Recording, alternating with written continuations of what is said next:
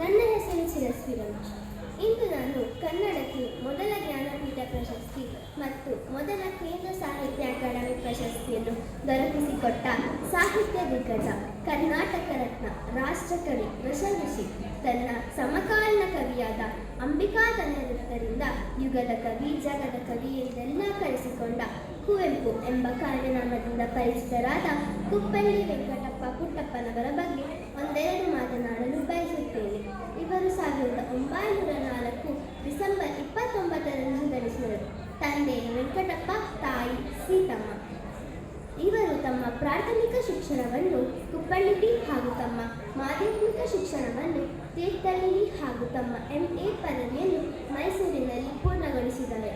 ಇವರು ತಮ್ಮ ವೃತ್ತಿ ಜೀವನದಲ್ಲಿ ಅಧ್ಯಾಪಕರಾಗಿ, ಉಪನ್ಯಾಸಕರಾಗಿ, ಪ್ರಾಂಶುಪಾಲರಾಗಿ ಮತ್ತು ಕುಲಪತಿಗಳಾಗಿ ಸೇವೆ ಸಲ್ಲಿಸಿದ್ದಾರೆ.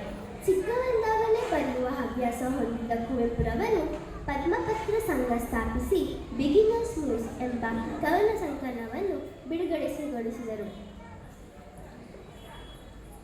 ಅಮಲಿನ ಕಥೆ ಇದು ಇವರ ಮೊದಲ ಕನ್ನಡ ಪುಸ್ತಕ.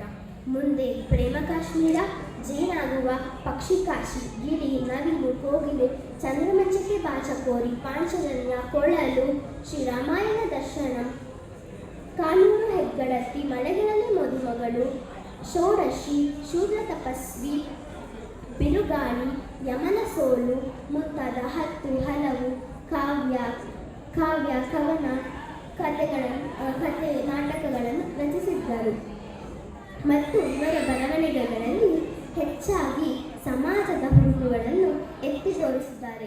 ಜಾತಿ, ಮತ, ಧರ್ಮ, ಭೂಮಿ ಇವೆಲ್ಲದಕ್ಕೂ ಕಿತ್ತಾಡೋದ್ರಿಂದ ಗಡಿಗಳನ್ನು ದಾಟಿ ಭೂಮಿಯ ಮಾನವರಾಗೋಣ ಎಂದು ಜಗಕ್ಕೆ ಸಾರಿದ್ದಾರೆ. ಈ ಮೂಲಕ ವಿಶ್ವ ಮಾನವ ಸಂದೇಶವನ್ನು ಜಗಕ್ಕೆ ಸಾರಿದರು.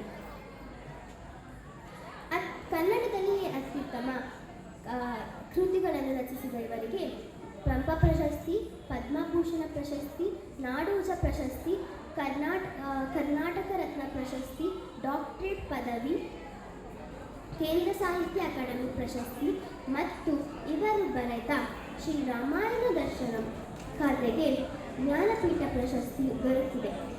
ಇವರ ಜನ್ಮದಿನದ ಸವಿನೆನಪಿಗಾಗಿ 2015ರಿಂದ ಪ್ರತಿ ವರ್ಷ ಡಿಸೆಂಬರ್ 29ರಂದು ವಿಶ್ವ ಮಾನವ ದಿನವನ್ನಾಗಿ ಆಚರಿಸಲಾಗುತ್ತಿದೆ. ಇವರು ಬರೆದ ಜಯ ಭಾರತ ಜನನಿಯ ತನುಜಾತೆ ಗೀತೆಯನ್ನು ನಾಡಗೀತೆಯನ್ನಾಗಿ ಅಂಗೀಕರಿಸಲಾಗಿದೆ. ವಿಶ್ವ ಮಾನವ ಸಂದೇಶ ಸಾರಿದ ಈ ಮಹಾನ್ ಚೇತನ ಡಾಕ್ಟರ್ ಕುವೆಂಪುರವರು ಕರ್ನಾಟಕದ ಮತ್ತು ಕನ್ನಡದ ಅನರ್ಘ್ಯ ರತ್ನ. ಇವರು ಈ ನಾಡು ಕಂಡ ಅತ್ಯುತ್ತ ವಿಶಿಷ್ಟ ಕವಿ ಹಾಗೂ ಮೇರು ಸಾಹಿತಿ. ದೇಶ ಭಾಷೆಗಳ ಎಲ್ಲೇ ಮೀರಿನಿಂದ ಈ ಮಹಾನ್ ಚೇತನ ಮಾನವ ಕುಲಕೋಟಿಗೆ ಸದಾ ಪ್ರೇರಣೆ.